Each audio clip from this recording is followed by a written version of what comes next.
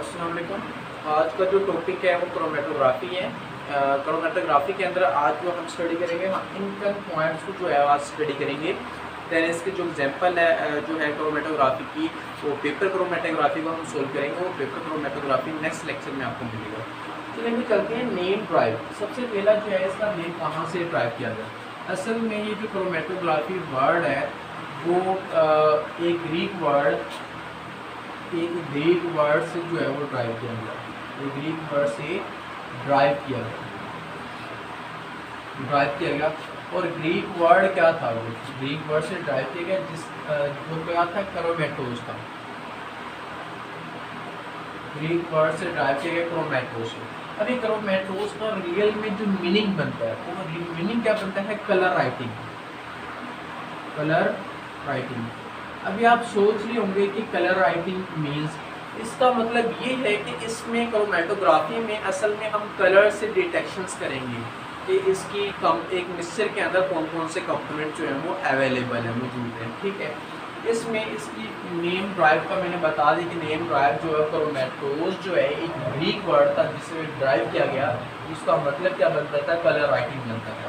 इसके बाद हम डेफिनेशन के बारे में बात करते हैं। इसकी डेफिनेशन क्या है, इसकी डेफिनेशन अगर करें तो वो कहता है कि इट इज़ अ मेथड, एक मेथड है,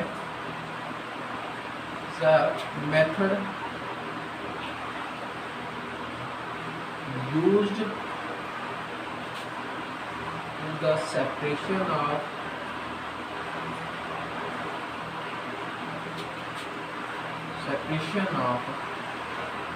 components in a mixture। वही बात होगी ना कि एक मिक्सचर के अंदर जो कंपोनेंट्स है उन्हें सेपरेट करता है असल में इसका method. Because of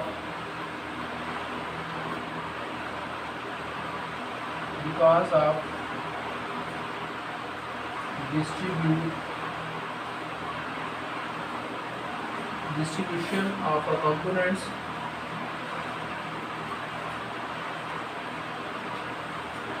of a mixture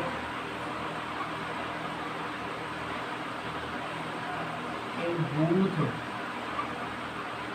mobile phase, रहने की condition mobile phase as stationary phase. ये इसकी कंप्लीट डेफिनेशन बनी। ये कहना चाह रहा है कि एक मिक्सचर के अंदर जो कंपोनेंट्स हैं उन्हें सेपरेट करने का जो मेथड है उसे हम नाम देते हैं क्रोमेटोग्राफी का। अब वो सेपरेट किस तरीके से होती हैं, असल में एक मिक्सचर के जो कंपोनेंट्स हैं वो अपने आप को दो चीज़ों के अंदर, इन बिटवीन दो चीज़ों में डिस्ट्रीब्यूट कर देते हैं। मतलब एक मिक्सचर के जो कंपोनेंट्स हैं वो अपने आप को कंप्लीट तौर पे दो फेजेस के अंदर जो है वो अपने आप को डिस्ट्रीब्यूट कर लेते हैं। एक मोबाइल फेज है और एक स्टेशनरी फेज है। अभी हम इन दोनों के बारे में पढ़ते हैं कि ये कौन सी फेजेस के बारे में हमें बताया जा रहा है। असल में इसके सबसे पहले हम स्टेशनरी फेज को पढ़ते हैं कि इसमें स्टेशनरी फेज क्या है, और फिर हम उसको पढ़ेंगे मोबाइल फेज को, ये कौन से फेजेस हैं।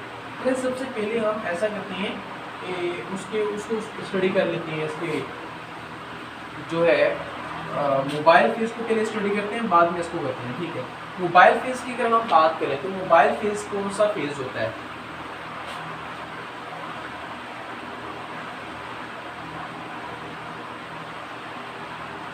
the phase flows over the surface of stationary phase।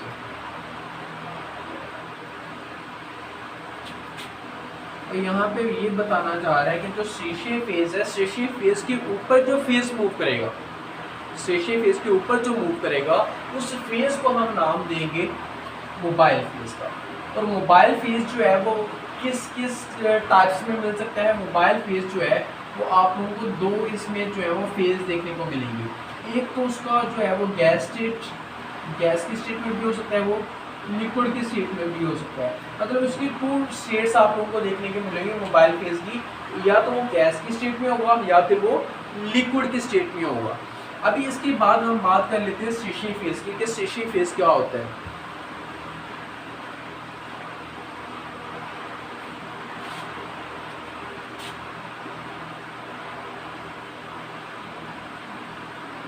Stationary phase इसकी अभी बात करने जा रहे हैं। The phase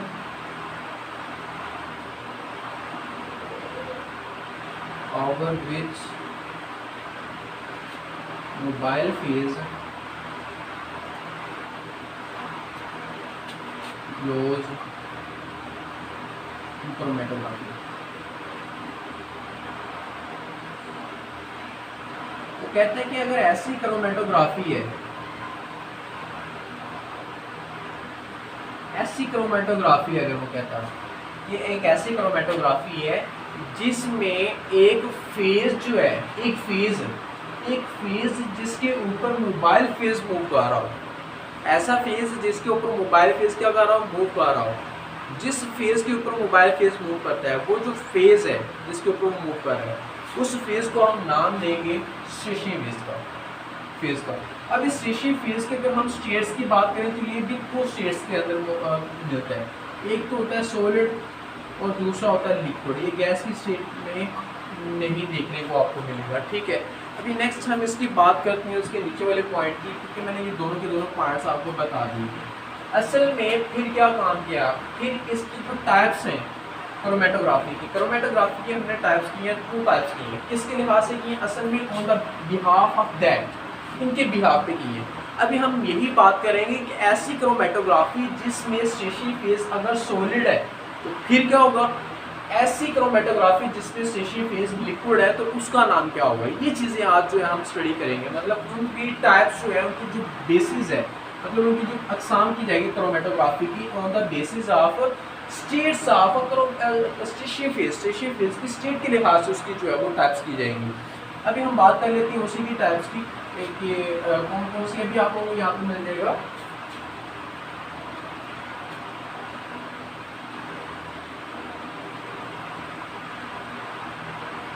the chromatography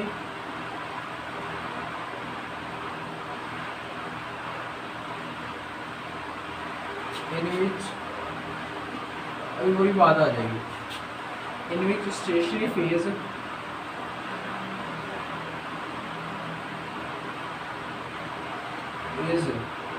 stationery phase is solid. अगर वो सॉलिड होगा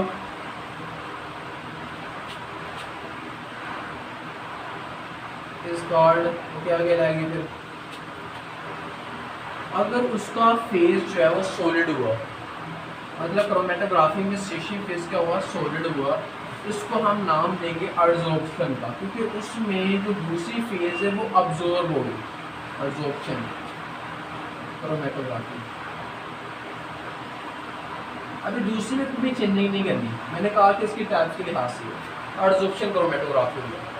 फिर हम उसकी बात कर लेते हैं, ये तो मैंने बात कर दी कि अब्जॉर्प्शन क्रोमेटोग्राफी क्या है, उसकी टाइप्स जो है हमने बता दिया है कि उसकी स्टेट्स के मतलब होती है, स्टेट्स ऑफ स्टेशनरी फेज। उसके लिहाज से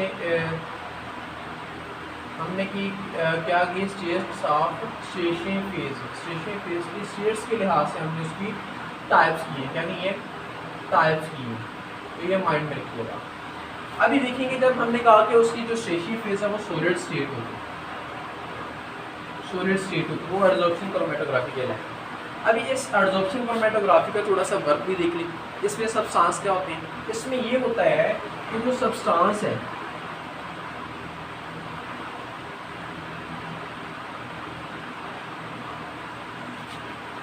leave the mobile phase and absorb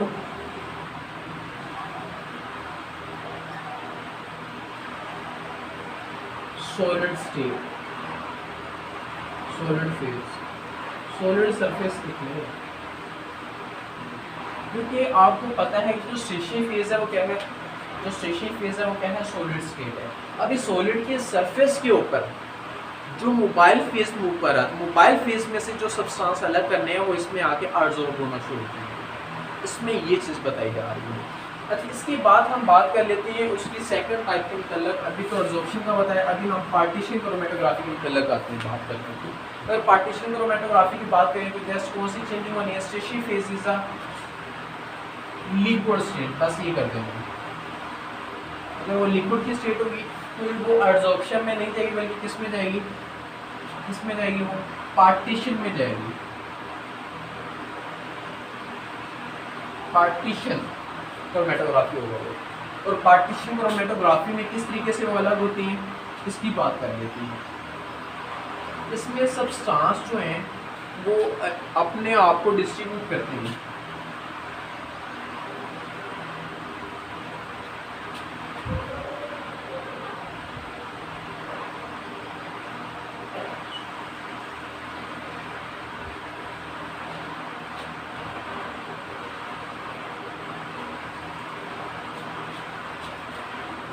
both stationary as mobile phones।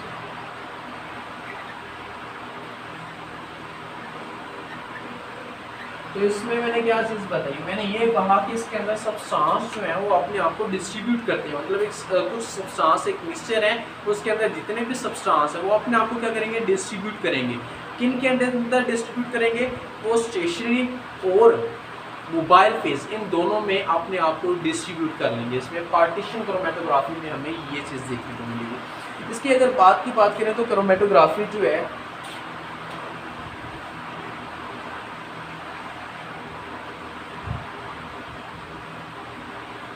Substance अपने आप को जो है सेपरेट करती हैं।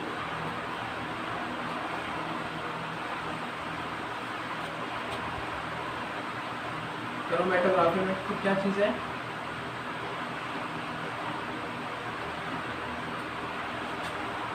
जो substance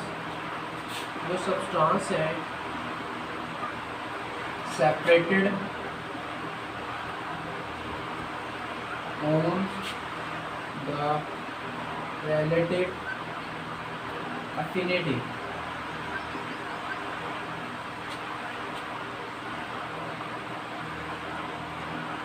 with stationary as mobile phase।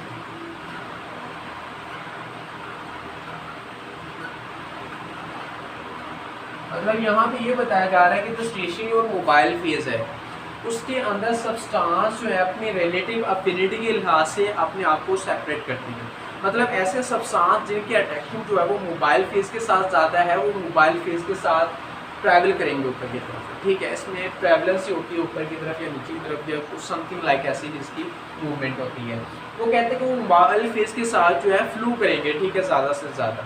और अगर आपके पास उसकी अट्रैक्शन जो है वो कम है तो फिर क्या होगा, फिर ये होगा कि वो जल्दी जो है वो एब्जॉर्प्शन जो है वो एब्जॉर्ब हो जाएगा। मतलब उसकी जो मूवमेंट है वो स्टेशनरी फेज के साथ ज़्यादा अगर हुई तो इतना ज़्यादा मूव नहीं करेगा। असल में ये जो मूवमेंट है ये कौन कंट्रोल कर रहा होता है, ये डिस्ट्रीब्यूशन कोफिशिएंट के वैल्यू कंट्रोल कर रही होती है। अभी उसके मतलब की हम बात कर लेते हैं कि जो कंपोनेंट्स हैं मिक्सचर के, components of a mixture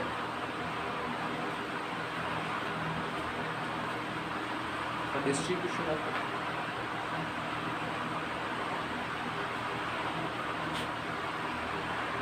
the distribution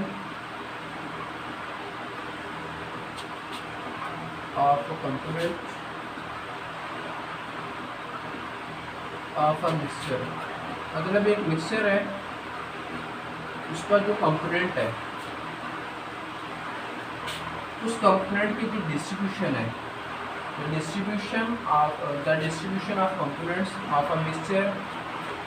एक मिक्सचर के जो कंपोनेंट्स उनकी जो डिस्ट्रीब्यूशन है ये गवर्न कर रहा होता है, कंट्रोल कर रहा होता है। Mixture between stationary as mobile phase. ये बता दिए कि स्टेशनरी और मोबाइल फेज के अंदर इसकी जो डिस्ट्रीब्यूशन है वो गवर्न करता है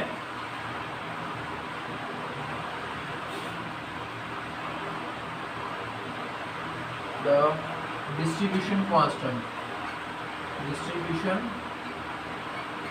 coefficient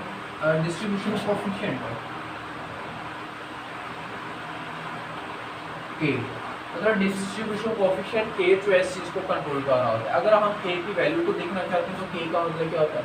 के का मतलब होता है कंसंट्रेशन ऑफ अ कंपोनेंट, मतलब जिस कंपोनेंट की हम बात कर रहे हैं उस कंपोनेंट की कंसंट्रेशन, जिसके अंदर मोबाइल फेज, ऊपर मोबाइल फेज होता है, और वही चीज़ सारी की सारी नीचे आ जाएगी। कंसंट्रेशन ऑफ अ कंपोनेंट, उसी कंपोनेंट की कंसंट्रेशन किसके अंदर? इन स्टेशनरी फेज।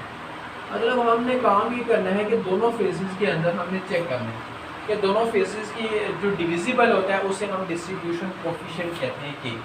अभी यहाँ पे हम बात कर लेते हैं कि के की वैल्यू का ज़्यादा होना क्या चीज़ है इसका मतलब, क्योंकि आप ये माइंड में रखिए कि के की वैल्यू का ज़्यादा होना इट मीन्स मोबाइल फेज के अंदर कंपोनेंट के मिक्सर्स का ज़्यादा होना होता है, और के की वैल्यू का कम होना ये साबित करता है कि स्टेशनरी फेज के अंदर कंसंट्रेशन ऑफ कंपोनेंट का ज़्यादा होना होता है, क्योंकि इसके साथ इसका डायरेक्ट और इसके साथ इसका क्या है? इन्वर्स रिलेशन है। अभी माइंड में रखें कि अगर के की वैल्यू क्या है? ज़्यादा है, दो कंडीशंस लगाते हैं, के की वैल्यू ज़्यादा और के की वैल्यू कम। के की वैल्यू ज़्यादा होना मीन्स ये साबित करता है कि मोबाइल फेज में कंपोनेंट की मकदार क्या है? ज़्यादा है। इट मीन्स वो स्टेशनरी फेज के अंदर इतना ज़्यादा जल्दी से अब्जॉर्ब नहीं करेगा, बल्कि वो क्विकली जो है वो मोबाइल फेज के अंदर रह के उसकी सरफेस से, स्टेशनरी फेज की सरफेस से पास कर जाएगा। ठीक है, इसमें जो कंसंट्रेशन है, concentration of component in mobile phase जो है वो ज़्यादा है, और जबकि इसमें क्या है? Concentration of a component in stationary phase है। इससे थोड़ा सा ये आइडिया मिलता है कि अगर मोबाइल फेज के अंदर, अगर मोबाइल फेज के अंदर